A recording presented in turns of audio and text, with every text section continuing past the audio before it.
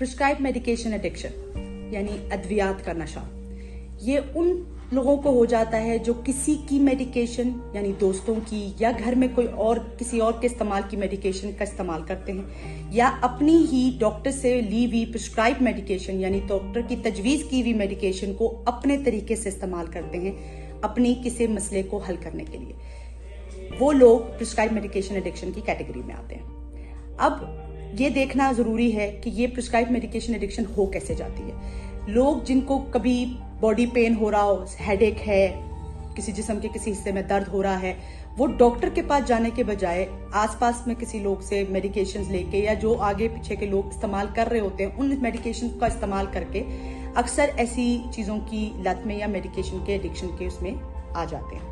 Mostly कौन कौन सी medications हैं जो कि अक्सर लोग जो है इस्तेमाल कर रहे होते हैं, इसमें रिटलिन है, ज़ाइनेक्स है, नींद के लिए अक्सर लोग यूज करते हैं, बॉडी पेन के लिए यूज करते हैं, रिलैक्सेशन के लिए यूज करते हैं, ट्रेमोडोल है या ट्रेमोल मेडिकेशन जो है, या फिर आपकी ग्रेविनेट है।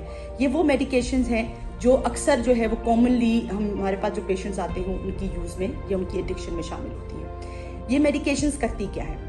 जब आपको कोई ज़ाहिरी पेन होता है, वो इमोशनल कंडीशंस का हो या इमोशनल कंडीशंस आपकी अवेयरनेस में हो या ना हो, आपने एंजाइटी के लिए या आपने टेंशन रिलीज के लिए, स्ट्रेसर्स को कंट्रोल करने के लिए आपने कोई मेडिकेशन ली, उसकी क्योंकि आपने उसके ज़ाहिरी असरार ठीक किए, टेंशन की वजह से सर दर्द हो रहा है, बॉडी एक हो रहा है, जिस्म में थकावट हो रही है, डाउन फील कर रहे हैं, उसके लिए आपने मेडिकेशन लेके वक्ती तौर पे उन चीज़ों को ठीक कर लिया। लेकिन क्योंकि उनकी वजूहात या उस टेंशन की ज़ेरे पस मंज़र जो चीज़ें होती हैं वो ठीक नहीं होती, तो आपकी कुव्वत मुदाफ़ियत बार बार इस चीज़ के साथ कंडीशन होके कमज़ोर हो जाती है।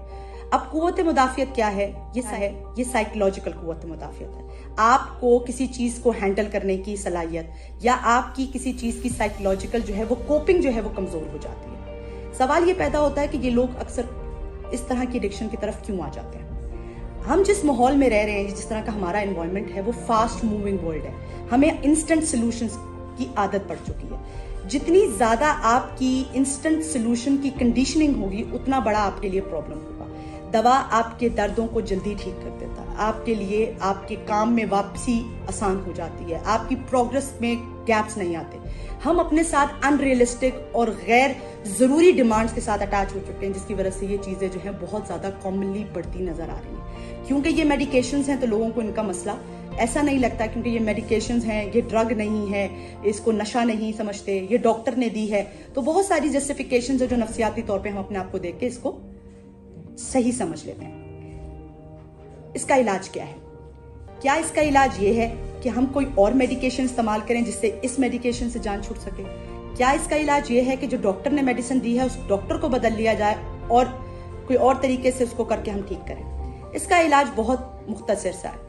आपकी वो कुव्वत मुदाफ़ियत जो कमजोर हुई है वो नफ्सियाती है, तो इसके लिए नफ्सियाती चीजों की तरफ वापसी जरूरी है। जैसे आपको अपने स्लीप पैटर्न्स, हैबिट्स, अपनी रूटीन्स पे काम करना है, अपनी लाइफ पे एक्सरसाइज और अपनी लाइफ में ऐसी फिजिकल एक्टिविटीज रखनी है जो बॉडी की नीड के लिए जरूरी है, ताकि आपकी बॉडी को जब कोई थकावट महसूस होगी तो उसके लिए नींद के इश्यूज सॉल्व करना आसान होगा। क्या पेशेंट जो है वो रिलैक्सेशन और मेडिटेशन की एक्सरसाइजेस से क्या इन इश्यूज को रिजॉल्व नहीं कर सकता? ये वो सारी चीजें हैं जिन पे काम किया जाए तो पेशेंट मुकम्मल तौर पे इस तरह की एडिक्शन से बच सकता है।